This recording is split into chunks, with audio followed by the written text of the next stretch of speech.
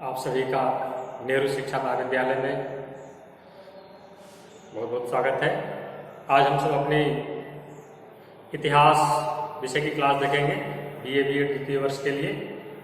इसमें आपका जो दूसरा पेपर है हमारा वह है मध्यकालीन भारत का इतिहास। मध्यकालीन भारत का इतिहास। मध्यकालीन भारत के इतिहास में हमें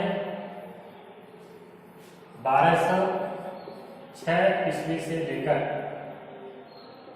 1740 ईस्वी तक के इतिहास का अध्ययन करना है। इसमें मध्यकालीन भारत के इतिहास में हमारा जो पहला चैप्टर है वह है भारत पर तुर्कों का आक्रमण। तुर्कों का आक्रमण। हमारे देश पर जब तुर्क लोगों द्वारा आक्रमण किया गया तो उस समय हमारे देश की जो राजनीतिक सत्ता है उसका नियंत्रण राजपूत राजाओं के हाथों में था। और इस समय जो राजपूत शासक थे हमारे देश के, उन्होंने इस तुर्क आक्रमण का किस प्रकार प्रतिरोध किया, इसे कैसे रोकने का, विफल बनाने का प्रयास किया, उसके बारे में हम पढ़ेंगे। तो तुर्कों का आक्रमण और राजपूत शासकों द्वारा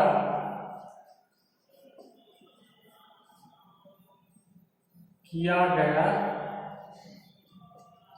प्रतिरोध। और तुर्कों के आक्रमण का हम जो अध्ययन करने वाले हैं, इसमें हम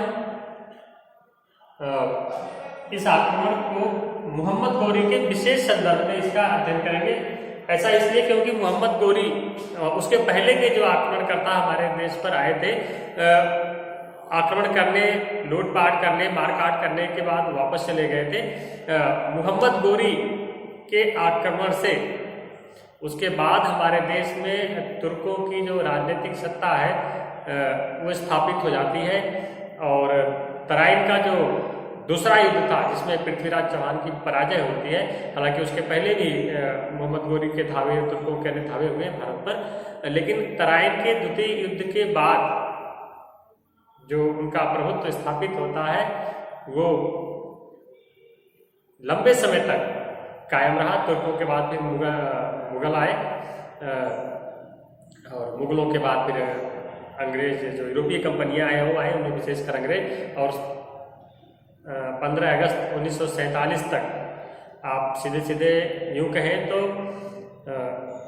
1192 का जो दूसरा युद्ध था तराइन का, तब से प्रारंभ होकर हमारी गुलामी जो शुरू हुई वो 15 अगस्त 1947 तक लगातार चलती रही। 15 अगस्त 1947 को हमने अपने देश को विदेशी सत्ता से आजाद कराया। तो राजपूत शासकों द्वारा किया गया प्रतिरोध और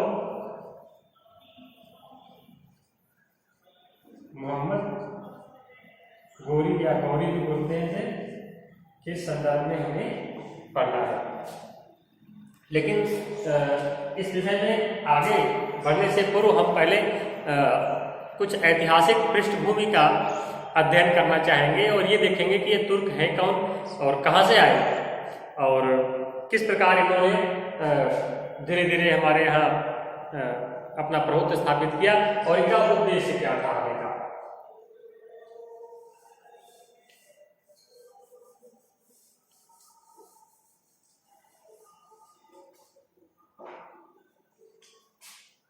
तो सबसे पहले हम देखते हैं कि तुर्क लोग ये हैं कौन। यदि आप विश्व के मानचित्र पर गौर करेंगे और उसमें एशिया का जो मानचित्र है उसे देखेंगे तो भारत से पश्चिम की तरफ जब आप आगे बढ़ेंगे तो भारत के बाद पाकिस्तान है जो पहले भारत का ही हिस्सा था। उसके बाद अफगानिस्तान भी भारत का हिस्सा रहा है, हम जानते हैं लंबे समय तक, काफी समय तक। और अफगानिस्तान से सटा हुआ फिर Tajikistan, Uzbekistan, Azerbaijan, Kyrgyzstan, Turkmenistan और जो आज का जो तुर्की है ये। और आप देखेंगे तो वहाँ पर एक कैस्पियन सागर है। कैस्पियन सागर के आसपास के जो हिस्से हैं जिनका नाम अभी लिया गया, Uzbekistan, Tajikistan, Turkmenistan, Azerbaijan, Kyrgyzstan, तुर्की, ये उस एक बड़ा क्षेत्र है जहाँ के निवासियों को तुर्क कहा जाता था। और ये तुर्क वो होते थे जो तुर्की, जैसे हिंदी एक भाषा परिवार है, उसी तरह तुर्की भाषा परिवार है। मतलब इसमें कई भाषाओं का समूह है ये। तो तुर्की भाषा परिवार की भाषाओं को बोलने वाले जो लोग थे, तुर्की भाषा परिवार का इस्तेमाल करने वाले जो लोग थे वो तुर्क कहलाए।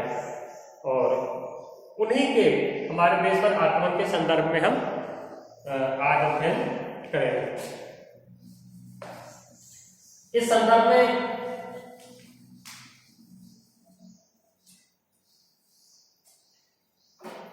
एक नाम जो बहुत महत्वपूर्ण है, उनके विषय में भी जान लेना आवश्यक है, जिसने तत्कालीन समाज की राजनैतिक, सामाजिक, धार्मिक स्थिति को परिवर्तित करके रख दिया।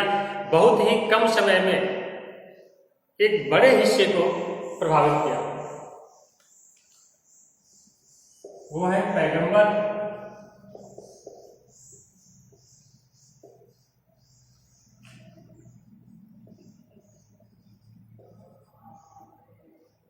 मोहम्मद शाह। इनका समय 570 ईस्वी से 632 ईस्वी तक का है। लगभग 62 वर्ष का इनका जीवन काल। पैगंबर मोहम्मद साहब ने एक नए धर्म की स्थापना की, जिसे हम इस्लाम धर्म के नाम से जानते हैं।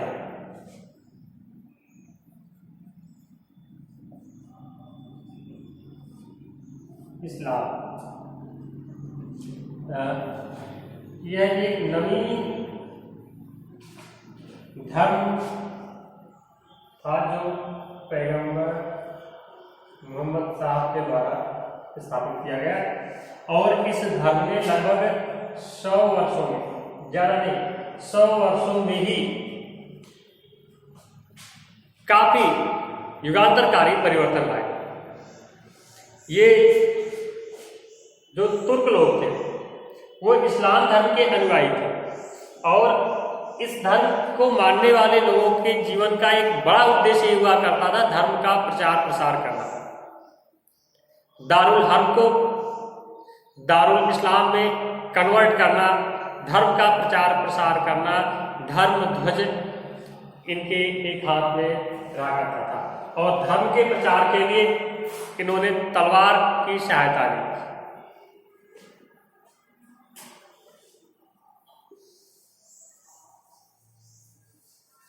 पैगंबर मोहम्मद साहब के जो अनुयायी थे उनमें प्रारंभ में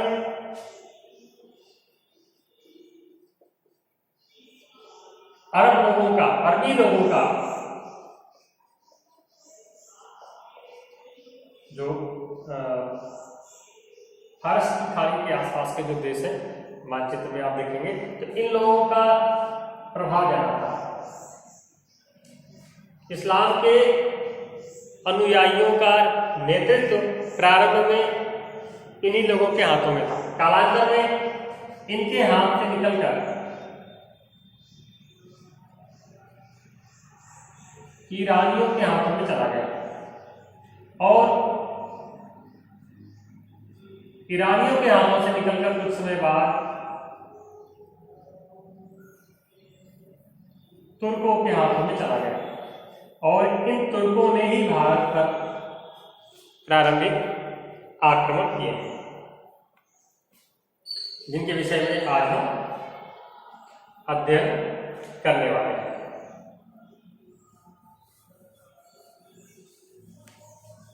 हमारे देश में आक्रमण करने और सफलता प्राप्त करने में 712 ईस्वी में सफलता प्राप्त हो जाती है। तो लगभग इस्लाम के स्थापना के 100 वर्ष बाद हमारे देश में भारत पर आक्रमण करने और सफल आक्रमण करने में ये हो जाते हैं, सफल हो जाते हैं।